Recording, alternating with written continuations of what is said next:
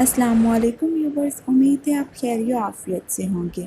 आज जो रेसिपी मैं आपके साथ शेयर करने जा रही वो बहुत ही ख़ास है उन लोगों के लिए जो आंबों के बेहद शौकीन भी हैं। यानी कि यह आंबों के ख़ास मीठों में से एक मीठा भी है जो कि आंबों के पसंदीदा लोगों के लिए बहुत ही अहम है। हम इसे स्टोर भी कर सकते हैं 6 से 8 माह के लिए, और मैं गर्मियों के सीज़न के बाद इसका मज़ा भी ले सकते हैं। आप चाहें तो इसे नाश्ते में इस्तेमाल कर लें, रात के खाने या दोपहर के खाने के साथ। तो ये है कच्चे आंबों का मुरब्बा। ये ख़ास मीठों में से एक मीठा है। तो चलिए हम रेसिपी की तरफ बढ़ते हैं। बिस्मिल्लाहिर्रहमानिर्रहीम। यहाँ पर मैंने ले ली है 1 किलो कच्चे आम। धोने के बाद हम आंबों को काटना स्टार्ट करेंगे। सबसे पहले हम आंबों की ऊपर वाली सतह यानी कि टहनी वाली सतह को रिमूव कर लेंगे।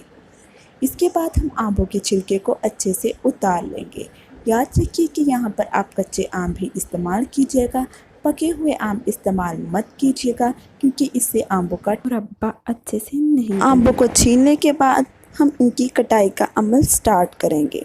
ऊपर वाली सतह से हम छुरी की मदद से गूदे को उतार लेंगे। गूदे को उतारने के बाद हम इसे इस तरह लंबाई में काट लेंगे।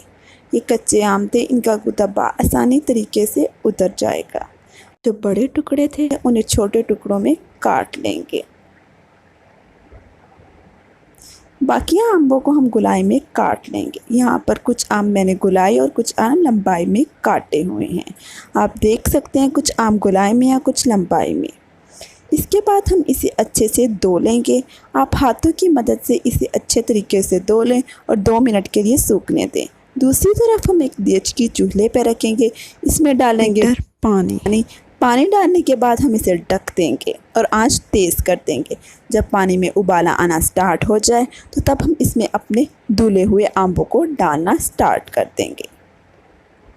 इन धुले हुए आंबों को देचकी में डाल रही हूँ और इसके बाद हम इसे 2 मिनट तक उबालेंगे। आप चम्मच की मदद से हल्का सा हिला लें इन्हें जब तक ये उबर रहे हैं। दूसरी तरफ हम चाशनी तैयार करते हैं, जिसके लिए कढ़ाई में डालिए 1.5 कप पानी। पानी को डालने के बाद इसमें 1 किलो चीनी डालिए।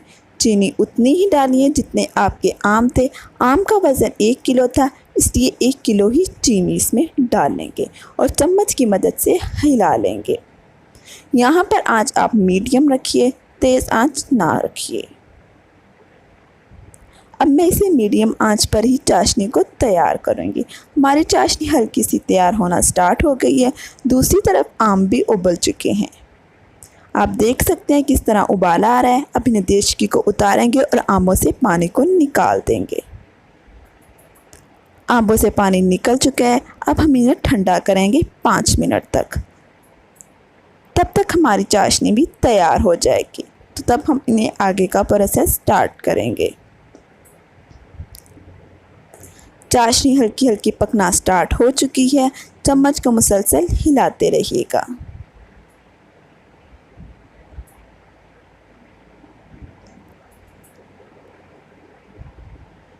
हम चाशनी को तकरीबन 15 मिनट पकाएंगे। 15 मिनट में इजीली चाशनी रेडी हो जाएगी।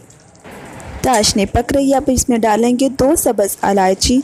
इसके बाद कटे हुए नारियल, सूखा नारियल कटा हुआ मैंने इसमें ऐड कर दिया है। इसके बाद हम इसे हिलाएंगे और इसे मज़ीद पकने देंगे। आप देख सकते हैं अब तक हमारी चाशनी गाढ़ी होना स्टार्ट हो चुकी है। चाशनी को चेक करने के लिए एक चम्मच में डालिए और इसके बाद इसे प्लेट में डाल लें। प्लेट में डालने के बाद प्लेट को हल्का सा टेढ़ा करें। जब टेढ़ा करके आखिर पे चाशनी का दाना बन जाए तो मतलब है कि हमारी चाशनी तैयार है। अब हम चूल्हे को बंद कर देंगे और इसमें अपने उबले हुए आंबों को डाल देंगे। उबले हुए आंबों को डालने के बाद हम इन्हें हिला लेंगे, अच्छे से मिक्स कर लेंगे ताकि चाशनी और आम अच्छे से मिक्स हो जाएं, एक दूसरे के अंदर रस जाएं। अब मैं इसे अच्छे से हिला रही हूँ। हिलाते हुए आप आंच लो ही रखिएगा। इसमें चंद कच्चे क्योड़ा एसेंस के डालेंगे। अगर आपके पास नहीं है तो मत डालिए। चम्मच की मदद से हल्का हल्का हिलाते रहिए। अब हम इसमें कटे हुए बादाम ऐड कर देंगे। बादामों को ऐड करने के बाद इसे ढक दें और चूल्हे को बंद कर दें। हम इसे तकरीबन 15 मिनट तक ढक कर रखेंगे। अब 15 मिनट हो चुके हैं। अब हम चम्मच की मदद से इसे अच्छे से मिक्स कर लेंगे। आप देख सकते हैं कि हमारी चाशनी और आम पानी छोड़ चुके हैं, यानी कि अब चाशनी आगे से पतली हो चुकी है। हम अब फ्लेम को ऑन कर लेंगे। फ्लेम को मीडियम ही रखिए। आप दोबारा अच्छे से चेक कर लें कि इस तरह की चाशनी हो जाए। जब हमने आम और चाशनी को ढक कर रखा हुआ है, फ्लेम को ऑन करेंगे और मज़ीद इसे 10 मिनट तक अच्छे तरीके से पकाएंगे, यहाँ तक कि चाशनी दोबारा गाढ़ी ना हो जाए।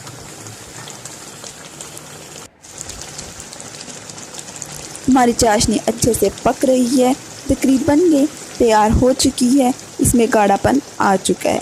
इसमें इस तरह का गाढ़ापन आ जाए तो हम फ्लेम को ऑफ कर देंगे। हमारा मुरब्बा अब लास्ट प्रोसेस है तैयार होने में। फ्लेम को ऑफ करने के बाद हम इसे ठंडा करेंगे। चम्मच की मदद से हिलाते रहिए ताकि जल्दी ठंडा हो सके।